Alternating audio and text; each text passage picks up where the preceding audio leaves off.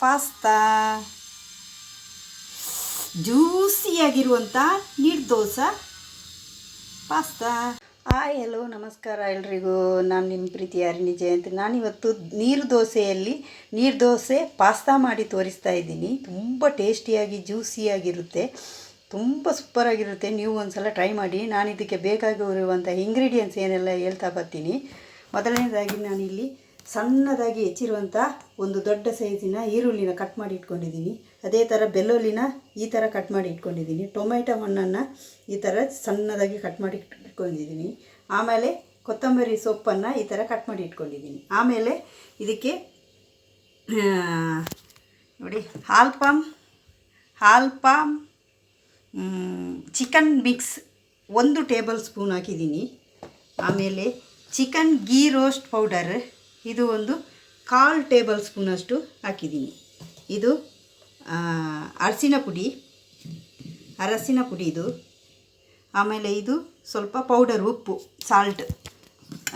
ಆಮೇಲೆ ಒಂದು 1/4 ಟೇಬಲ್ ಸ್ಪೂನಷ್ಟು ಜೀರಿಗೆ ತೊಗೊಂಡಿದ್ದೀನಿ. ಮತ್ತು ನಾವು ಮಾಡೋದಕ್ಕೆ ನಾನು ತೆಂಗಿನೆಣ್ಣೆ ಯೂಸ್ ಮಾಡ್ತಾಯಿದ್ದೀನಿ. ಮತ್ತು ನಮಗೆ ಮಯೋನೀಸ್ ನಾನು ಯೂಸ್ ಮಾಡ್ತಾಯಿದ್ದೀನಿ. ನೋಡಿ, ಈ ಬ್ರ್ಯಾಂಡಿದ್ದು ಮಯೋನೀಸನ್ನ ಯೂಸ್ ಮಾಡ್ತಾಯಿದ್ದೀನಿ. ಬನ್ನಿ ನಾವು ಇವಾಗ ನಾನು ದೋಸೆನ ಹೇಗೆ ಕಟ್ ಮಾಡೋದು ಅಂತ ತೋರಿಸ್ತೀನಿ. ಬನ್ನಿ ನೋಡಿ. ನಿಮ್ಮ ಮನೆಯಲ್ಲೆಲ್ಲ ಏನಾದರೂ ನೀರ್ದೋಸೆ ಮಿಕ್ಕಿದ್ರೆ ಏನು ಟೆನ್ಷನ್ ಮಾಡೋಕ್ಕೆ ಹೋಗಬೇಡಿ. ನೋಡಿ, ಈ ಥರ ದೋಸೆನ ಕತ್ರಿಯಲ್ಲಿ ಈ ಥರ ಕಟ್ ಮಾಡಿಕೊಳ್ಳಿ. ಈ ಥರ ಸಣ್ಣದಾಗಿ ಕಟ್ ಮಾಡಿ ಇಟ್ಕೊಳ್ಳಿ. ನೋಡಿ, ಈ ಥರ ಬರುತ್ತೆ. ಈ ಥರ ಕಟ್ ಮಾಡಿ ಇಟ್ಕೊಂಡು ರೆಡಿ ಮಾಡ್ಕೊಳ್ಳಿ. ಓಕೆ, ಇವಾಗ ನಾವು ಮಾಡೋಣ. ಓಕೆ, ಇದು ಬಾಣಲಿ ಹೀಟಾಗಿದೆ. ನಾನು ಇವಾಗ ಎಣ್ಣೆ ಹಾಕ್ತಾಯಿದ್ದೀನಿ. ನೀವು ಯಾವ ಎಣ್ಣೆಯೂ ಯೂಸ್ ಮಾಡ್ಕೊಬೋದು. ನಾನು ತೆಂಗಿನ ಎಣ್ಣೆನ ಯೂಸ್ ಮಾಡ್ತಾಯಿದ್ದೀನಿ. ಇಷ್ಟು ಎಣ್ಣೆ ಹಾಕಬೇಕು. ಒಂದು 2-3 ಟೇಬಲ್ ಸ್ಪೂನಷ್ಟು ಎಣ್ಣೆ. ಒಂದೊಂದೇ ಐಟಮ್ ಹಾಕ್ತಾ ಹೋಗ್ತೀನಿ ನಾನು ಇವಾಗ ಬೆಳ್ಳುಳ್ಳಿ ಹಾಕ್ತಾಯಿದ್ದೀನಿ. ಬೆಳ್ಳುಳ್ಳಿ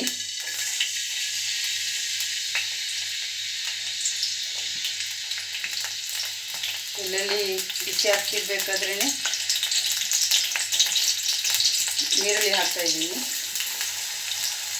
ತುಂಬ ಬಿಸಿ ಆಗಬೇಕು ಅಂತ ಇಲ್ಲ, ಮತ್ತು ಸಾಫ್ಟ್ ಆಗುತ್ತೆ. ಸಣ್ಣಗೆ ಇದು ಮಾಡಿರೋದ್ರಿಂದ ಕಷ್ಟ ಇಲ್ಲ. ಚೆನ್ನಾಗಿ ಫ್ರೈ ಆಗಲಿ.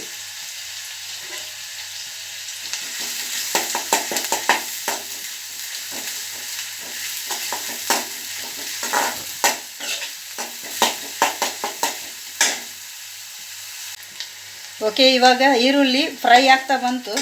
ಇವಾಗ ನಾನು ಜೀರಿಗೆನ ಕೈಯಲ್ಲಿ ಈ ಥರ ಹಾಕಿಬಿಟ್ಟು ಈ ಥರ ಮಾಡಿ ನಾವು ಇದಕ್ಕೆ ಎಣ್ಣೆಗೆ ಹಾಕೋಣ. ಫ್ರೈ ಆಗ್ತಿದ್ದಂಗೆ ಟೊಮೆಟೊ ಹಣ್ಣನ್ನು ಹಾಕ್ತಾಯಿದ್ದೀನಿ ನಾನು.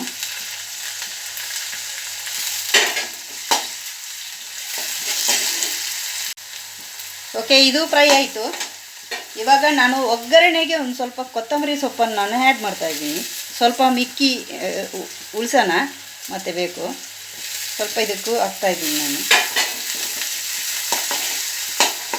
ಇವಾಗ ಈ ಮಸಾಲೆ ಎಲ್ಲವನ್ನು ಹಾಕಿ ಇದಕ್ಕೆ ಹಾಕಬೇಕು. ಉಪ್ಪು ಸೇರಿಸ್ಬಿಟ್ಟು ಹಾಕ್ಕೋಬೇಕು. ಸ್ವಲ್ಪ ಎಣ್ಣೆಯಲ್ಲೇ ಫ್ರೈ ಆಗಬೇಕು ಮಸಾಲೆ.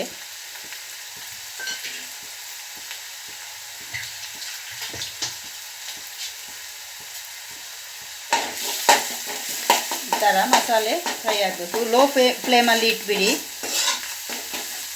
ಯಾಕಂದರೆ ಕಪ್ಪಾಗಿಬಿಡುತ್ತೆ. ಇಲ್ಲಾಂದರೆ ಈ ಥರ ಫ್ರೈ ಆಗಲಿ. ಸ್ವಲ್ಪ ಉಪ್ಪು ಟೇಸ್ಟ್ ಮಾಡ್ಕೊಂಡು ನೋಡ್ಕೊಳ್ಳಿ ಇವಾಗಲೇ.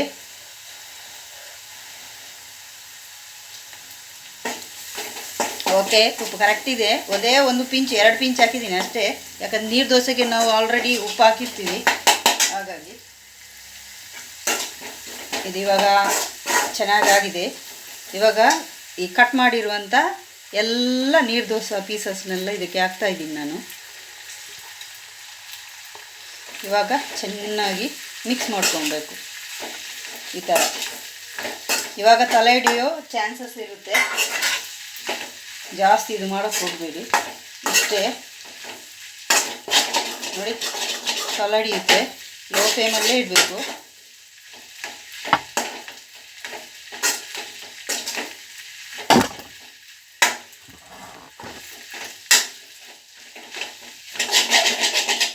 ನೋಡಿ ಇವಾಗ ಆಗಿದೆ ಇದು. ಇದಕ್ಕೆ ಒಂದು ಸ್ವಲ್ಪ ನಾನು ಉಳಿದಿರುವಂತಹ ಕೊತ್ತಂಬರಿ ಸೊಪ್ಪನ್ನು ಇದಕ್ಕೆ ಆ್ಯಡ್ ಮಾಡ್ತಾಯಿದ್ದೀನಿ.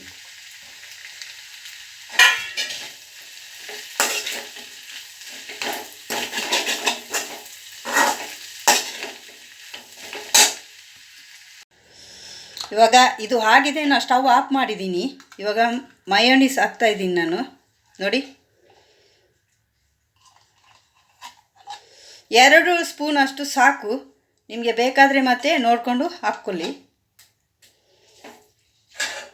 ಚೆನ್ನಾಗಿ ಇವಾಗ ಮಿಕ್ಸ್ ಮಾಡಬೇಕು. ಸ್ಟವ್ ಆಫ್ ಮಾಡಿ, ಸ್ಟವ್ ಆನ್ ಮಾಡಿಬಿಟ್ಟು ಈ ಥರ ಮಯೋನೀಸ್ ಹಾಕೋಕ್ಕೆ ಹೋಗಬೇಡಿ.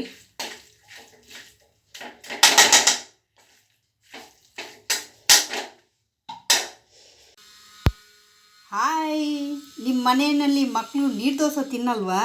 ನೀರು ದೋಸೆ ತಿನ್ನಲಿಲ್ಲ ಅಂದರೆ ಈ ಥರ ಪಾಸ್ತಾ ಮಾಡಿ ಕೊಟ್ಬಿಡಿ. ಸಕ್ಕತ್ತಾಗಿರುತ್ತೆ ನೋಡಿ. ಪಾಸ್ತಾ ಎಷ್ಟು ಚೆನ್ನಾಗಿದೆ. 1 ಪ್ಲೇಟ್ ತಿನ್ನೋ ಬದಲು ನೀವು 2 ಪ್ಲೇಟ್ ತಿಂತೀರಾ ಇದೇ ಪಾಸ್ತಾನ. ನೋಡಿ, ಮ್ಯಾಂಗ್ಳೂರ್ ನೀರು ದೋಸೆ ಪಾಸ್ತಾ. ಬನ್ನಿ ನಾವು ಟೇಸ್ಟ್ ಮಾಡೋಣ. ಓಕೆ, ಪಾಸ್ತಾ ತಿನ್ನೋಕ್ಕೆ ಟ್ರೈ ಮಾಡೋಣ.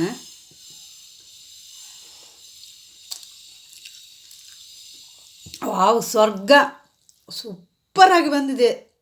ಮಯೋನೀಸ್ ಟೇಸ್ಟು ಫಸ್ಟಿಗೆ ಹೊಡೆಯುತ್ತೆ. ಆ ಟೊಮೆಟೊ, ಈರುಳ್ಳಿ, ಬೆಳ್ಳುಳ್ಳಿ